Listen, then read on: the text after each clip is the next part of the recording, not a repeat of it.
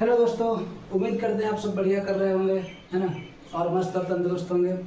तो last class में हम लोग नंबर सिस्टम के बारे में पढ़ रहे थे। हम लोग अपने नंबर के सिस्टम के बारे में जान रहे थे कि नंबर को कैसे रीड किया जाता है, कॉमास का कैसे इस्तेमाल करते हैं। जो हम लोग ये ऐसे होता है 10 की पावर 21 है, 10 की पावर 15 है, ये सबको क्या पढ़ा जाता है। उसके बाद हम लोग थोड़ा देखे थे नेचुरल नंबर के बारे में, देखे थे हम लोग प्लेस वैल्यू के बारे में देखे थे, है ना। होल नंबर के बारे में देखे थे। अब हम उसी को कंटिन्यू करेंगे। आज कोशिश करेंगे कि जो बेसिक चीज़ें हैं वो फटाफट ख़त्म कर दिया जाए और हम लोग आगे जो है 10th क्लास का एनसीईआरटी का चैप्टर जो है उसको सॉल्व करेंगे, मैथ्स का। ठीक है, तो चलिए आज कंटिन्यू करते हैं। तो हम लोग आज फैक्टर से स्टार्ट करेंगे कि फैक्टर क्या होता है। तो फैक्टर का मतलब ये होता है कि factor is an exact divisor of that number. ठीक, इसको समझते हैं क्या मतलब है इसका। पहले डिवाइजर समझ लेते हैं। डिवाइजर का मतलब ये हुआ कि जैसे कि कोई नंबर लिखा हुआ है डेसिमल नंबर में 8/3 है, 9/3 है, 10/5 है, 10/3 है। ठीक है, तो ये सब क्या बोलेंगे कि 8 का डिवाइजर क्या है, 3 है। 9 का डिवाइजर क्या है, यहाँ 3 है। 10 का डिवाइजर 5 है, 10 का डिवाइजर 3 है। ठीक, ये 3 क्या है, यहाँ पर डिवाइजर कहला रहा है। ऐसे तो जब ऐसे PYQ के फॉर्म में लिखे हम इसको, तो ये हमारा न्यूमरेटर होता है और ये हमारा डिनोमिनेटर होता है, आप लोग को पता होगा। ठीक है, यहाँ पर ये बोल रहे हैं कि जो 3 है 8 का डिवाइजर है, यहाँ पर 3 जो है 9 का डिवाइजर है। लेकिन एक टर्म आ रहा है एग्जैक्ट डिवाइजर। एग्जैक्ट डिवाइजर का मतलब ये होगा कि कोई भी नंबर से किसी नंबर को डिवाइड करेंगे तो हमारा रिमाइंडर क्या आना चाहिए, 0 आना चाहिए। तब उस डिवाइजर को बोलेंगे कि वो हमारा एग्जैक्ट डिवाइजर है। जैसे कि यहाँ रिमाइंडर 0 आएगा क्या, यहाँ रिमाइंडर 2 आएगा। ठीक है, यहाँ पर रिमाइंडर क्या आएगा, 0 आएगा। मतलब ये बोलेंगे कि 3 जो है 9 का एग्जैक्ट डिवाइजर है। यहाँ पर रिमाइंडर में क्या आएगा, 0 आएगा। मतलब 5 जो है 10 का एग्जैक्ट डिवाइजर है।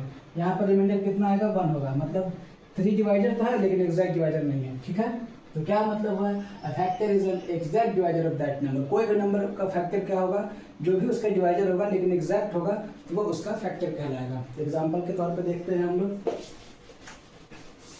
जैसे कि एग्जाम्पल के तौर पर देखना चाहेंगे कि 4 का फैक्टर लिखना चाहेंगे तो क्या क्या इसका फैक्टर हो जाएगा। सबसे पहले तो 1 हो जाएगा। 1 तो सभी का फैक्टर है ना। 1 कोई भी दुनिया में कोई भी नंबर हो, 1 से सभी डिवाइड हो जाएगा। ठीक, एग्जैक्ट डिवाइड हो जाएगा।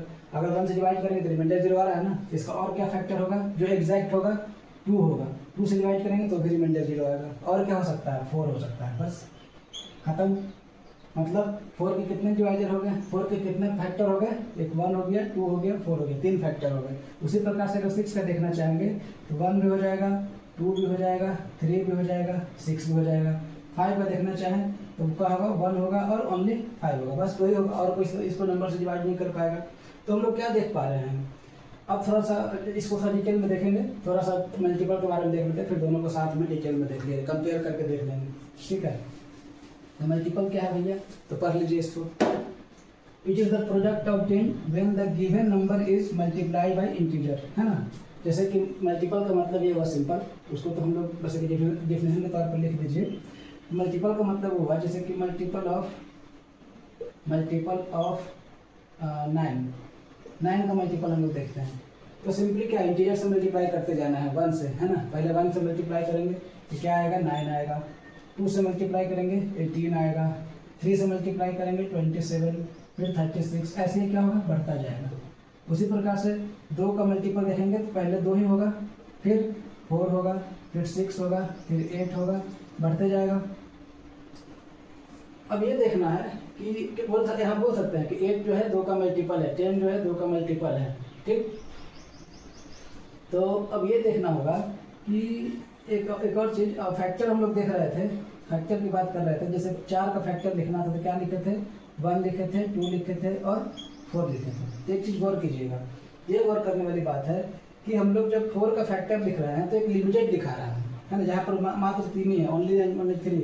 लेकिन किसी नंबर का अगर मल्टीपल लिखना चाह रहे हैं, जैसे 4 का मल्टीपल अगर लिखना चाह रहे हैं, यहाँ पर 4 का मल्टीपल लिखना चाह रहे हैं तो 4 itself होगा, उसके बाद 8 होगा, फिर 12 होगा, फिर 16 होगा, 20 होगा, 24 होगा, है ना। तो क्या देख रहे हैं, मल्टीपल जब लिखना चाह रहे हैं तो इनफाइनाइट लिखते जा रहे हैं, खत्म ही नहीं होगा, लिखते चले जाइए, खत्म ही नहीं होगा। लेकिन फैक्टर जो है लिमिटेड हो जा रहा है, खत्म हो जा रहा है। कहने का मतलब ये है किसी भी नंबर का जो फैक्टर होगा वो लिमिटेड होगा, मतलब फाइनाइट होगा, लेकिन मल्टीपल जो है इनफाइनाइट होगा। ठीक, दूसरी बात ये कि फैक्टर किसी भी नंबर का खुद भी हो सकता है और उससे छोटा होगा, है ना। देखिए 4 का फैक्टर अगर देखा जाए तो एक 4 इसके बराबर हो गया, बाकी सब इससे छोटा है ना। तो जो फैक्टर है गिवन नंबर के या तो छोटा स्मॉलर होगा या तो नंबर के बराबर होगा। लेकिन मल्टीपल जो होगा वो क्या होगा, या तो गिवन नंबर के बराबर होगा, ठीक है, जैसे 4 का मल्टीपल लिखे तो इसके बराबर होगा, या तो इससे बड़ा होगा, है ना। तो मल्टीपल जो है या तो उस नंबर के बराबर होगा या ग्रेटर होगा, ठीक। बस ये बताना चाह रहे थे। अब इसी को अगर इसको समझ गए हैं तो हम लोग थोड़ा सा, तो अब हम लोग जब फैक्टर समझ लिए तो अब हम लोग समझेंगे प्राइम नंबर क्या होता है, ठीक है। क्या समझेंगे, प्राइम नंबर, प्राइम नंबर, ठीक है। इसका लिख लीजिएगा। चलिए हम लोग प्राइम नंबर के बारे में देखते हैं क्या है, इसका डेफिनेशन देख लेते हैं। A number is said to be prime, कोई भी नंबर प्राइम कब होगा, if it have only 2 different factor. मैं ऐसा क्यों लिखा हूँ, 2 डिफरेंट फैक्टर बताऊंगा, है ना, क्योंकि मैं बताऊंगा ये डिफरेंट क्यों लिखा हूँ। या फिर अगर और भी देखना चाहेंगे दूसरा डेफिनेशन तो ये है कि the number other than 1 whose only factors are 1। कोई भी नंबर होगा, कोई भी प्राइम नंबर कब होगा, जब उसका फैक्टर या तो 1 होगा या तो खुद ही नंबर होगा, ठीक है, इट्सेल्फ, ठीक है, तब वो नंबर प्राइम कहलाएगा। जैसे कि अब मैं डिफरेंस क्यों लिखा हूँ मैं बताता हूँ। जैसे कि एक 1 नंबर के बारे में देखते हैं। 1 प्राइम नंबर क्यों नहीं है, क्योंकि इसका जो फैक्टर है वो और केवल 1 है ना। और अगर इसको लिखना भी चाहे 1 × 1 ऐसे भी लिख दे अगर तो भी गड़बड़ है, क्योंकि सेम है। अगर इसको ऐसे भी लिख दिए 1 × 1 होना 1 ही है, लेकिन जो फैक्टर हुआ वो सेम हो गया, डिफरेंट हुआ ही नहीं, इसलिए 1 जो है आपका वो प्राइम नंबर नहीं कहलाता है, ठीक। लेकिन 2 की बात करें तो 2 का फैक्टर 1 भी है और ये खुद ही है। 3 की बात करें तो 1 हुआ, इसका 3 का क्या हुआ, 1 हुआ और ये खुद ही है, 1 × 3 लिख सकते हैं। या फिर 4 की बात करें तो 4 की बात करते फैक्टर से क्या क्या हो जाएगा, 1 हो जाएगा, 2 से भी हो जाएगा और 4 भी हो जाएगा। मतलब इसके 3 फैक्टर हो गए, 3 फैक्टर हो गए। तो ये क्या हो जाएगा, ये प्राइम नहीं कहलाएगा। मतलब 4 जो है आपका नंबर वो प्राइम नहीं है। लेकिन 5 की बात करें तो 1 × 5, उसी तरह से 7, 11 सबके 2 ही फैक्टर है। कौन कौन सा, 1 और 13 की बात करें तो ये 1 × 13 बस, और कोई फैक्टर है नहीं इसका, ठीक है। ये आपका नंबर जो है प्राइम कहलाएगा। बाकी फिर उसका क्या, जिसका एक से ज़्यादा फैक्टर है फिर उसको क्या कहते हैं, तो उसको बोलते हैं हम लोग कंपोजिट नंबर। क्या कहते हैं, कंपोजिट नंबर, कंपोजिट नंबर, ठीक।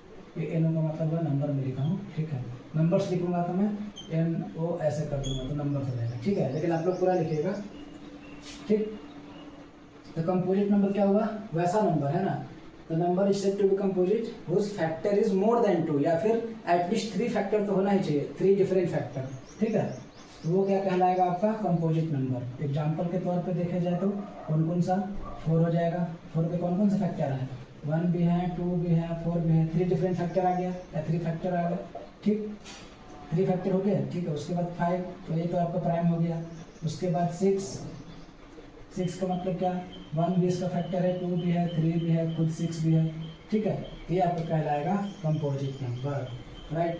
तो क्या कहेंगे फिर बेचारा 1 का क्या हाल होगा, या 1 ना ही तो प्राइम हुआ ना ही तो कंपोजिट नंबर हुआ, है ना ही तो ये प्राइम नंबर है और ना ही तो ये कंपोजिट नंबर है। ये ध्यान रखिएगा 1 क्यों नहीं प्राइम नंबर है, क्योंकि इसको 2 फैक्टर नहीं है, ओनली 1 फैक्टर है, ठीक है। और कंपोजिट नंबर क्यों नहीं हुआ, क्योंकि कंपोजिट नंबर के लिए 3 फैक्टर चाहिए था, है ना। लेकिन 1 के पास तो केवल 1 ही फैक्टर खुद ही है बस, ठीक है। तो ये आपका हो गया प्राइम नंबर और कंपोजिट नंबर। अब आगे आते हैं, चलिए अब आते हैं को प्राइम पर। को प्राइम नंबर, को प्राइम नंबर, को प्राइम नंबर का मतलब ये होगा कि सेट ऑफ 2 नंबर होता है ना। ये जो है सेट ऑफ 2 नंबर होता है। तो it is the set of 2 numbers whose common factor is only 1। जिसका कॉमन फैक्टर केवल और केवल 1 होगा, तब वो सेट ऑफ नंबर को बोलेंगे, 2 सेट के नंबर को बोलेंगे आपका को प्राइम। एग्जाम्पल के तौर पे क्या हो जाएगा, आपके 1 और 2 हो गया, 1 और 5 हो गया, 2 and 3 and 5, इस तरह से, है ना। अब क्या है एक चीज़ और कि 1 तो सभी का फैक्टर है ना। जो ओनली वन फैक्टर एक, तो ये सभी के साथ प्राइम हो जाएगा ना। कॉमन फैक्टर तो एक सबका फैक्टर है, तो सभी नंबर का एक तो फैक्टर होगा ही, तो एक किसी के साथ भी लिख देंगे, 2 के साथ भी लिख देंगे, 3 के साथ भी लिख देंगे, 1 और 100 लिख देंगे, तो ये सारा क्या हो जाएगा, ये को प्राइम विथ ईच अदर हो जाएगा। लेकिन बाकी को तो देखना ही पड़ेगा, 2 और 3, 3 एंड 5। अब बताइए 5 और 10 क्या को प्राइम है? नहीं। क्यों? इसका कॉमन फैक्टर है यहाँ पर 5 है और इसका 2 × 5, तो 1 के अलावा ये 1 भी है यहाँ पर, यहाँ भी 1 है, तो 1 के अलावा कोई और भी कॉमन है, 5 कॉमन है, इसलिए 5 और 10 दूसरे के को प्राइम नहीं होगा। ठीक है। एक चीज़ और गौर करने वाली बात यह है, प्राइम नंबर के लिए मैं बोलना चाहूँगा कि प्राइम नंबर क्या क्या था, कहाँ से स्टार्ट हुआ था। प्राइम नंबर जो था हमारा 2 से स्टार्ट हुआ, 1 तो प्राइम नंबर था नहीं, 2, 3, 5, 7, 9 नहीं हो पाएगा। ठीक है, 11, 13। अब यहाँ देखिए कि 2 के अलावा, है ना, जो नंबर 2 है, इसके अलावा सारे जो प्राइम नंबर है वो ऑड है ना, बस यही एक इवन है ना, तो 2 ही एक प्राइम नंबर सारे के सारे ऑड है एक्सेप्ट 2। ठीक है, तो स्मॉलेस्ट प्राइम नंबर कौन सा है? स्मॉलेस्ट प्राइम नंबर जो है आपका, स्मॉलेस्ट प्राइम नंबर केवल और केवल 2 है, और बाकी 2 है और वो भी इवन है, बाकी के सारे प्राइम नंबर क्या है आपका ऑड है।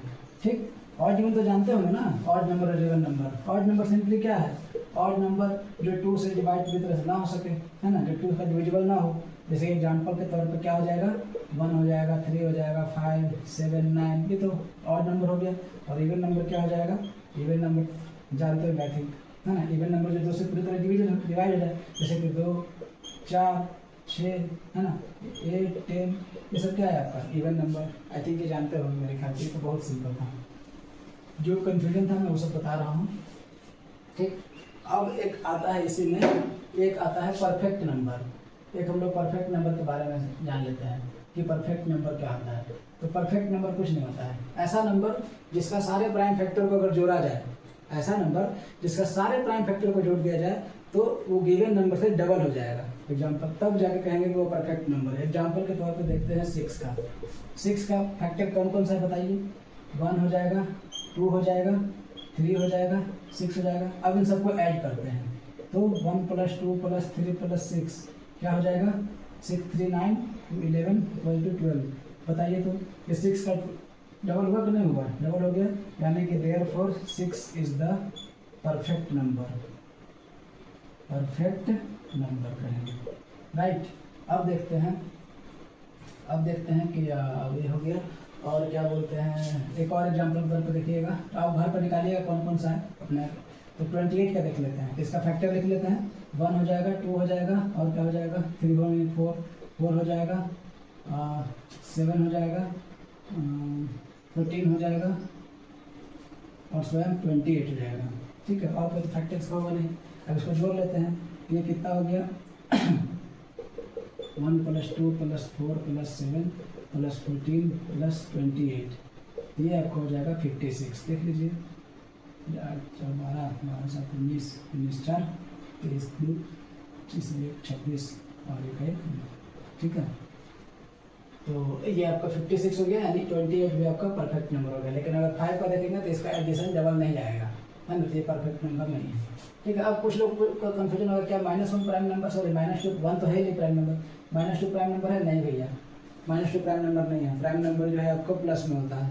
ठीक है, तो ये सब चीज़ें ध्यान रखिएगा, कहीं कहीं कन्फ्यूजन ना हो जाए कि -2 का प्राइम नंबर है। नहीं, -2 आपका प्राइम नंबर नहीं है, प्राइम नंबर से पॉजिटिव होता है। ठीक, और माइनस वाला क्या कहलाता है हम देख लेते हैं उसको, हम लोग इंटीजर उसको बोलते हैं। देख लेते हैं इंटीजर क्या है? इंटीजर। तो इंटीजर क्या है? सीधा कुछ नहीं है इंटीजर। नंबर लाइन को ऊपर देख लेते हैं, 1, 2, 3, 4, 5, इधर -1, -2, -3, -4, ये सब क्या है? इंटीजर्स हैं, है ना। ये आपका कहलाएगा, इधर का कहलाएगा ये नेगेटिव इंटीजर, नेगेटिव इंटीजर, और ये आपको कहलाएगा पॉजिटिव इंटीजर, पॉजिटिव इंटीजर। देखिए इसमें बहुत डिटेल में चले जाएंगे तो पूरा आधा घंटा लग जाएगा इंटीजर के बारे में डिस्कस करने में। सिंपली आपको जान लेना है कि इंटीजर्स क्या है ना। बाकी कभी मतलब कि इसी बस इतना जान जाएंगे, इससे से आपका काम हो जाएगा। ठीक, और ये 0 क्या हो गया? ये भैया 0 जो है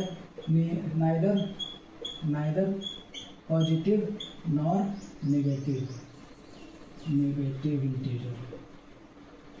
कोई पूछे अगर कि जीरो पॉजिटिव इंटीजर है तो ना, नेगेटिव इंटीजर है ना, जीरो इंटीजर है लेकिन ना ही तो वो पॉजिटिव है ना ही तो नेगेटिव है, वो ओनली इंटीजर कहलाएगा। तो बस ये जीरो भैया इंटीजर है। नेगेटिव इंटीजर कहाँ है, -1 to -3 कहाँ तक जाएगा, ये -इन्फिनिटी तक जाएगा, है ना। और ये कहाँ तक जाएगा, +इन्फिनिटी तक जाएगा। ठीक, ये आपका हो गया, इंटीजर भी खत्म हो गया। अब आगे बढ़ते हैं। तो अब आते हैं हम लोग रेशनल नंबर के ऊपर। ठीक है, रेशनल और इरेशनल नंबर के ऊपर।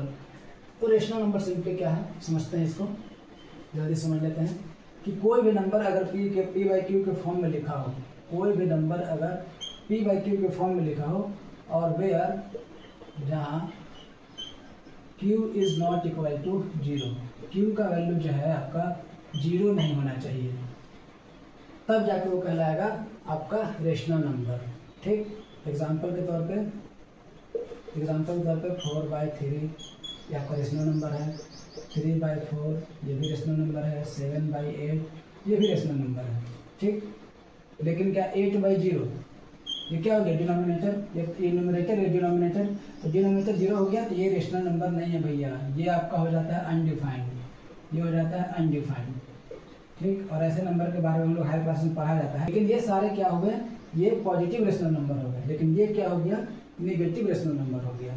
ठीक, उसके बाद बोल सकते हैं क्या, 4 को बोल सकते हैं रेशनल नंबर, बिल्कुल बोल सकते हैं। क्यों, क्योंकि 4 बाय नीचे तो 1 छिपा है। ठीक है, कोई भी नंबर नीचे 1 तो है छिपा, इस सिंपली इसको 4 या ऐसे लिख सकते हैं या फिर ऐसे लिख सकते हैं। तो आपका ये भी रेशनल नंबर है, मतलब कि जितने भी नेचुरल नंबर हैं वो सारे क्या है, आपका रेशनल नंबर है। ठीक, अब एक और रेशनल नंबर हो गया।